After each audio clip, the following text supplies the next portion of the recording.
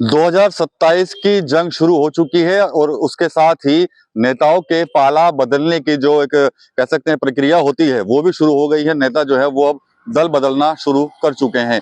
इसी कड़ी में सहारनपुर में भारतीय जनता पार्टी को भी एक बड़ा झटका लगा है। दरअसल सहारनपुर के ननौता से जो पूर्व चेयरमैन है अफजाल खान, जिनकी पत्नी भी मौजूदा चेयरमैन है रुमाना खान, उन्होंने भारतीय जनता पार्टी को अलविदा कह दिया है और उन्होंने दामन थाम लिया है आजाद समाज पार्टी का। जी हाँ, नगीना से सांसद चंद्रशेखर आजाद के से मिलने के बाद जो अफजाल खान चेयरमैन हैं, उन्होंने जो भारतीय जनता पार्टी को अलविदा कहने की घोषणा कर दी है और साथ ही साथ आजाद समाज पार्टी का जो नीला पटका है वो उन्होंने धारण कर लिया है।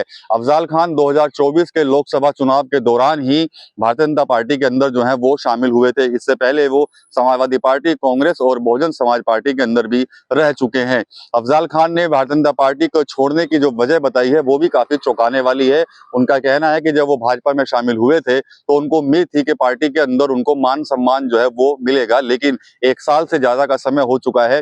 जो मान सम्मान की उम्मीद लेकर वो बीजेपी में आए थे वो मान सम्मान उनको नहीं मिला। उनका साफ तौर पर यह भी कहना है कि भारतीय जनता पार्टी में मुस्लिम समाज के जो नेता हैं उनकी लगातार अनदेखी जो है वो की जा रही है।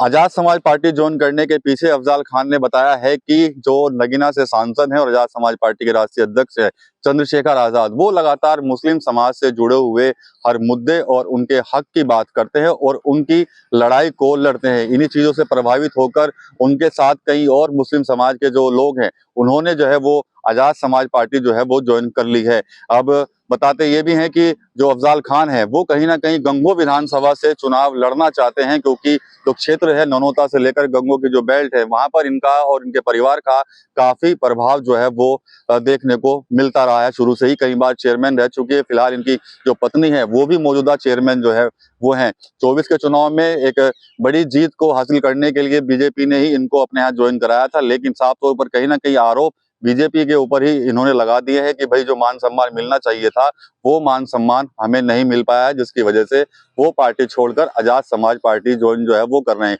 देखा जाए तो जहां एक तरफ भारतीय जनता पार्टी को 2027 के विधानसभा चुनाव से पहले एक बड़ा झटका लगा है, तो वहीं कहीं ना कहीं पश्चिमी यूपी में लगातार जो चंद्रशेखर आजाद अपनी जड़ों को मजबूत करना चाहते हैं उनको एक बड़ा बेनिफिट जो है वो अफजाल खान के जरिए जो है वो मिलता हुआ नजर आ रहा है।